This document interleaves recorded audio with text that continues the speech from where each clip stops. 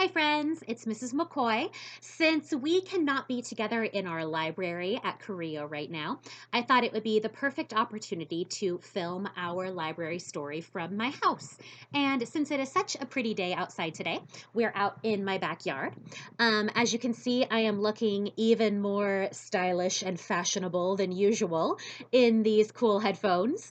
They've got a little microphone here so that everybody can hear me even though I'm outside. Hopefully you all can hear me.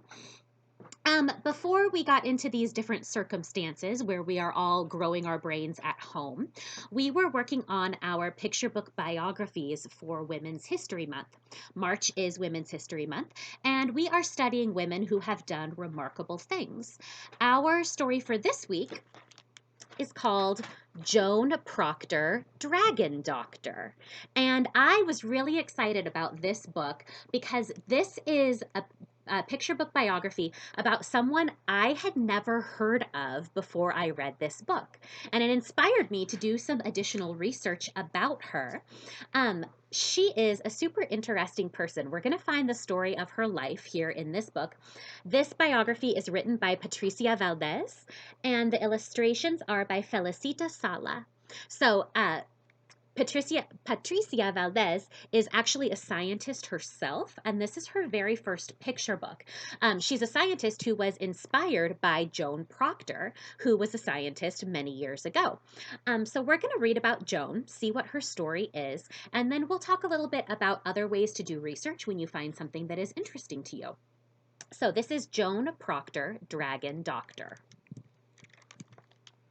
The end papers are super cool with those watercolor illustrations.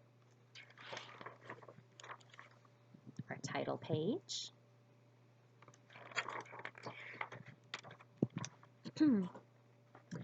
Back in the days of long skirts and afternoon teas, a little girl named Joan Procter entertained the most unusual party guests.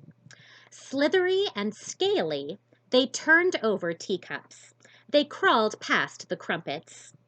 While other little girls read stories about dragons and princesses, Joan read books about lizards and crocodiles. Instead of a favorite doll, a favorite lizard accompanied her wherever she went. Each day after school, Joan retreated to her bedroom, where she studied lizards, snakes, and turtles. She took careful notes, just like a scientist. And on the days Joan was too sick to attend school, tiny toes and eager eyes cheered her up. The reptiles were quiet and watchful, just like Joan. For her 16th birthday, Joan received a most curious gift, a baby crocodile. She tied a little ribbon around his waist and took him for a walk. There's the illustration. She even brought him to her math class one day. The students shrieked. The teacher recoiled. Apparently, crocodiles were not welcome at school. When Joan grew older, she skipped the parties and dances with her friends. Instead, she sought out the curator of reptiles and fish at the Natural History Museum. There, Joan and the curator talked snake scales, size, shape, texture, patterns, even evolution.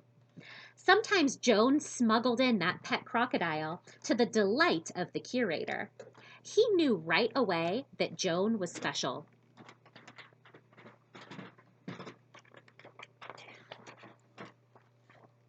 But soon, these carefree days came to an end.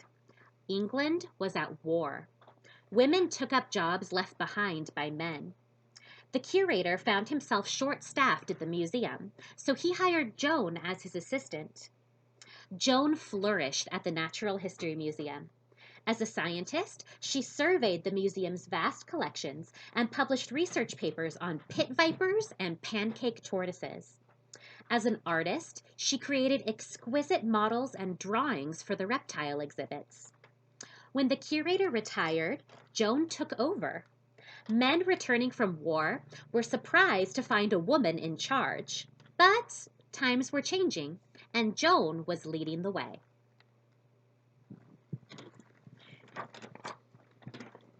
A few years later, the London Zoo decided to replace its old, outdated reptile house. The zoo director asked Joan to design a new home for the animals. Joan knew exactly how to keep reptiles happy. She added elaborate lighting and state-of-the-art heaters that provided hot spots to keep the cold-blooded animals warm. She brought in plants and created artwork that mimicked each animal's natural environment.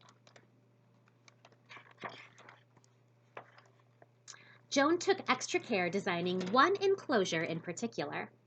By this time, stories had emerged of a fierce man-eating lizard with a long, forked tongue, living on the faraway Indonesian island of Komodo. It was rumored to be 30 feet long, faster than a motor car, stronger than an ox. They called it the Komodo Dragon. But these stories didn't frighten Joan. She dreamed of studying these dragons up close.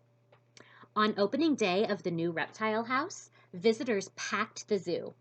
They gawked at the geckos, they peered at the pythons, and they marveled at the monitors. But when they reached Joan's special enclosure, they gasped. 2 7-foot-long lizards stared back at them.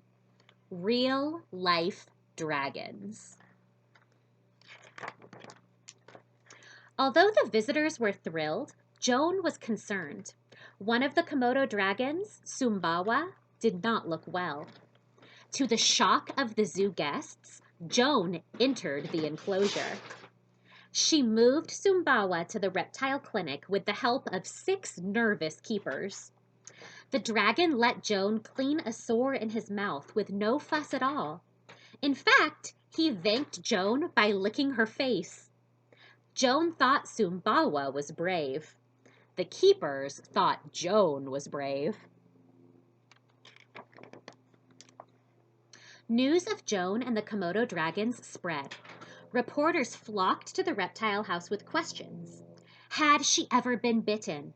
Was she afraid of the dragons? What kind of woman runs a reptile house in the first place? Joan wished that the reporters would ask about the animals instead.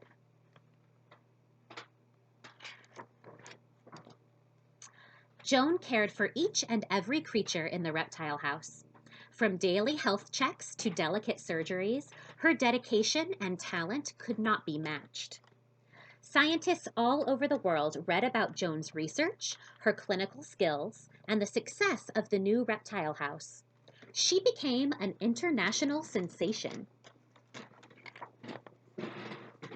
The Zoological Society of London invited Joan to present her Komodo dragon research at a scientific meeting. As Joan took the stage, she wheeled out Sumbawa, sitting freely atop a large table. The audience squirmed in their seats. Joan stroked Sumbawa's head and fed him a live pigeon.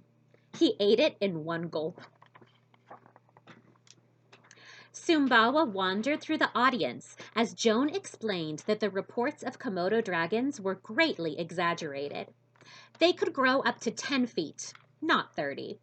They ran fast, but not as fast as a motor car.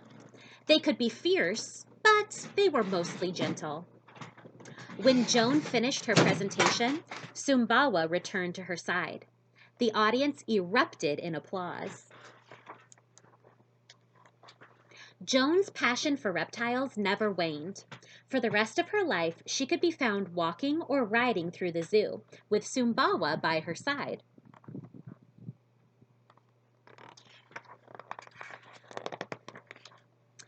And just like when she was a little girl, Joan often hosted children's tea parties at the reptile house with her scaly friends.